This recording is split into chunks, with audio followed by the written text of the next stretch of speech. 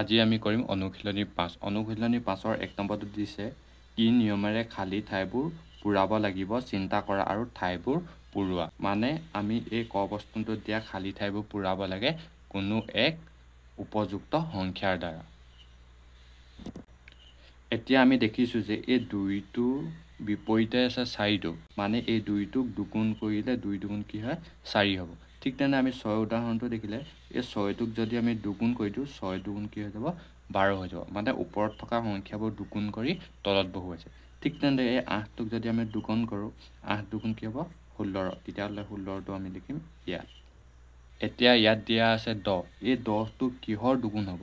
আমি জানো যে এই 10টো 5ৰ দুগুণ হ'ব, মানে 5 দুগুণ কি হ'ব 10 হ'ব। এতিয়া খালী ঠাইকেইটাত ওলালে 5 আৰু 16। ঠিক তেনেদৰে খটোত দেখিছোঁ যে এই 1টোক 3 গুণ কৰি দিয়াৰ লগে লগে 1 3 গুণ 3 আৰু সেই 3টো এই 1ৰ বিপৰীতে বহুৱাইছে। ঠিক তেনেদৰে এই 2টোক যদি 3 গুণ কৰোঁ 2 3 গুণ কি হ'ব 6 হ'ব, মানে এই তলত থকা সংখ্যাবোৰ 3 গুণ কৰি কি হৈছে তাৰ বিপৰীতে বহুৱাইছে। এতিয়া 5ৰ 3 গুণ কি হ'ব 5 3 গুণ কি হ'ব 15, তেতিয়াহ'লে 15টো আমি ইয়াত বহুৱাম। ঠিক তেনেদৰে 4 3 গুণ কিমান হ'ব 4 3 গুণ হ'ব 12, তেতিয়াহ'লে 12টো আমি ইয়াত বহুৱাম। তেতিয়াহ'লে এই চকৰিটোৰ খালী সংখ্যা দুটা হৈছে 15 আৰু 12। ঠিক তেনেদৰে আমি যদি গটো কৰোঁ, এতিয়া গটোৰ চকৰিটো দেখিলে আমি গম পাম যে 8ৰ অপজিটে থকা সংখ্যাটো কি কৰিছে বিয়োগ কৰিছে। 8ৰ পৰা 2 বিয়োগ কৰিলে হ'ব 6। ঠিক তেনেদৰে 7ৰ বিপৰীতে কি আছে 1 আছে, 7ৰ পৰা 1 বিয়োগ কৰিলে হ'ব 6। তেতিয়াহ'লে কিহৰ পৰা 5 বিয়োগ কৰিলে উত্তৰটো 6 ওলাব? আমি জানো যে 11ৰ পৰা 5 বিয়োগ কৰিলে উত্তৰটো 6 ওলাব। তেতিয়াহ'লে এই খালী ঘৰটোত বহিলে 11। ঠিক তেনেদৰে এই খালী ঘৰটোৰ অপজিটে আছে 4, কিহৰ পৰা 4 বিয়োগ কৰিলে কি ওলাব 6 ওলাব। তেতিয়াহ'লে আমি জানো যে 10ৰ পৰা 4 বিয়োগ কৰিলে 6 ওলাব। তেতিয়াহ'লে খালী ঘৰটোত ওলালে 10। তেতিয়াহ'লে এই চকৰিটোৰ দুটা খালী ঘৰৰ মান হৈছে 11 আৰু 10। 2 নম্বৰটো দিছে যে বাকচসমূহৰ খালী ঠাইবোৰ কি নিয়মেৰে পূৰাব লাগিব চিন্তা কৰা আৰু ঠাইবোৰ পূৰোৱা বুলি কৈছে। তেতিয়াহ'লে ক প্ৰশ্নটোত এই চিত্ৰটো দিয়া আছে, এই চিত্ৰটোত থকা এই খালী ঘৰ দুটা আমি কি কৰিব লাগে পূৰ কৰিব লাগে। এতিয়া আমি এই চিত্ৰটোত চালে দেখিম যে এই ঘৰটোৰ ভিতৰত আছে 3টো, আৰু এই 3টো কেনেদৰে পাইছে? এই 3টো এই ঘৰটোৰ ওপৰত থকা 1 আৰু 2 যোগ কৰি কি পাইছে এই 3 পাইছে। ঠিক তেনেদৰে এই চিত্ৰটো এই 8টো যদি চাওঁ, এই 5 আৰু 3টো যোগ কৰি কি পাইছে 8 পাইছে।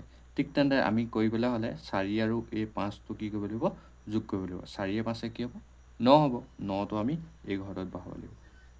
ঠিক তেনেদৰে ইয়াত দিয়া আছে 8 আৰু ইয়াত দিয়া আছে 5। আমি এতিয়া 5ৰ লগত কি এটা সংখ্যা যোগ কৰিলে 8 হ'ব? তেতিয়াহ'লে 5ৰ লগত 3 যোগ কৰিলে 8 হ'ব। তেতিয়াহ'লে এই খালী ঘৰটোত বহিব 3, মানে 5 3 হ'ব 8। এতিয়া খ প্ৰশ্নটো দিছে, আমি খ প্ৰশ্নটোত যদি আমি ভালদৰে চাওঁ কি কৰিছে এই 8ৰ পৰা তলৰ 8টোৰ পৰা ওপৰৰ 3টো বিয়োগ কৰিছে। 8ৰ পৰা 3 গ'লে কি হৈছে 5 হৈছে। ঠিক তেনেদৰে ইয়াত 13টোৰ পৰা কি কৰিছে এই 9টো বিয়োগ কৰিছে, 13টোৰ পৰা 9 গ'লে হ'ব 4 আৰু 4টো বহুৱাইছে ইয়াত। ঠিক তেনেদৰে ইয়াত 10 আছে আৰু ইয়াত 4 আছে, 10ৰ পৰা 4 গ'লে হ'ব 6, তেতিয়াহ'লে 6টো আমি ইয়াত বহুৱাম। ঠিক তেনেদৰে ইয়াত 14 আছে আৰু ইয়াত 12 আছে। এতিয়া কিহৰ পৰা 14 বিয়োগ কৰিলে 12 পোৱা যাব? তেতিয়াহ'লে 26ৰ পৰা 14 বিয়োগ কৰিলে 12 পোৱা যাব। এতিয়া এই অংকটো আমি এনেধৰণে কৰিছোঁ যে এইটো তলৰটোৰ পৰা ওপৰটো বিয়োগ কৰিছে 5 পাইছে। ঠিক তেনেদৰে ইয়াত তলৰটোৰ পৰা ওপৰটো বিয়োগ কৰিছে 10, তলত আছে 10, 10ৰ পৰা 4 বিয়োগ কৰিছে 6 হৈছে। তেতিয়াহ'লে যদি আমি তলৰ দুঘৰ চাওঁ, এই 13টোৰ পৰা তলত থকা 9টো বিয়োগ কৰিছে, তেতিয়া হ'ব 4। ঠিক তেনেদৰে আমি এই ওপৰটোৰ পৰা এই তলৰ 14টো বিয়োগ কৰিব লাগিব। এতিয়া ওপৰৰ পৰা যদি আমি 26ৰ পৰা 14 বিয়োগ কৰোঁ তেতিয়া আমি পাম 12। 4 নম্বৰটো কৈছে নিৰ্দেশমতে যোগ বিয়োগ পূৰণ আৰু হৰণ কৰা, উত্তৰবোৰ গোল ঠাইত ভৰোৱা আৰু একাদিক্ৰমে সৰুৰ পৰা ডাঙৰলৈ ঊৰ্ধ্বক্ৰমত সংযোগ কৰা, কি পাবা চোৱা বুলি কৈছে। তেতিয়াহ'লে আমি এই অংকবোৰ সমাধান কৰি পিনি আমি এই খালী বাকচত সোমোৱাব লাগিব। এইটো প্ৰথমতে আমি সোঁফালৰ পৰা যাওঁ, সোঁফালৰ এই অংকটো কৰিলে হ'ব 7 7 হৰণ কৰিছে, 7 7 হৰণ কৰিলে যাব 11 বাৰ, 7 1 7।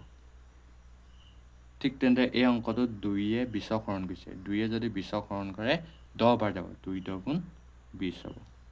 ঠিক তেনেদৰে ৩ আৰু ৩ পূৰণ কৰিছে ৩ ৩ গুণ হ'ব ৯ ৯টো ইয়াত পাতিম এই অংকটোৰ পোনে পোনে আৰু ইয়াত আছে ৭১ বিয়োগ ৬৩ ৭১ৰ পৰা যদি আমি ৬৩ বিয়োগ কৰোঁ তেতিয়া পাম ৮ তেতিয়াহ'লে আমি ইয়াত লিখিম ৮ ঠিক তেনেদৰে এই ৪টোৱে ২৮ক হৰণ কৰিছে এতিয়া ৪য়ে ২৮ক হৰণ কৰিলে যাব ৭ বাৰ কাৰণ ৪ ৭ গুণ ২৮ ইয়াত আছে ২ আৰু ৩ ২ ৩ গুণ হ'ব ৬ তেতিয়াহ'লে আমি এই অংকটো পোনে পোনে ৬টো ইয়াত পাতিম ঠিক তেনেদৰে ৪৫ক হৰণ কৰিছে ৯ ৯ যদি ৪৫ক হৰণ কৰে যাব ৫ বাৰ কাৰণ ৯ ৫ গুণ ৪৫ তেতিয়াহ'লে ৫টো আমি ইয়াত পাতিম তেনেদৰে এই ৪য়ে ১৬টোক হৰণ কৰিছে ১৬টোক যদি ৪য়ে হৰণ কৰে যাব ৪ বাৰ ৪ ৪ গুণ ১৬ ঠিক তেনেদৰে ইয়াত ৪১ বিয়োগ ৩৮ দিছে ৪১ৰ পৰা যদি ৩৮ বিয়োগ কৰে তেতিয়া থাকিব ৩ এতিয়া ইয়াত দিছে ৩২ হৰণ ১৬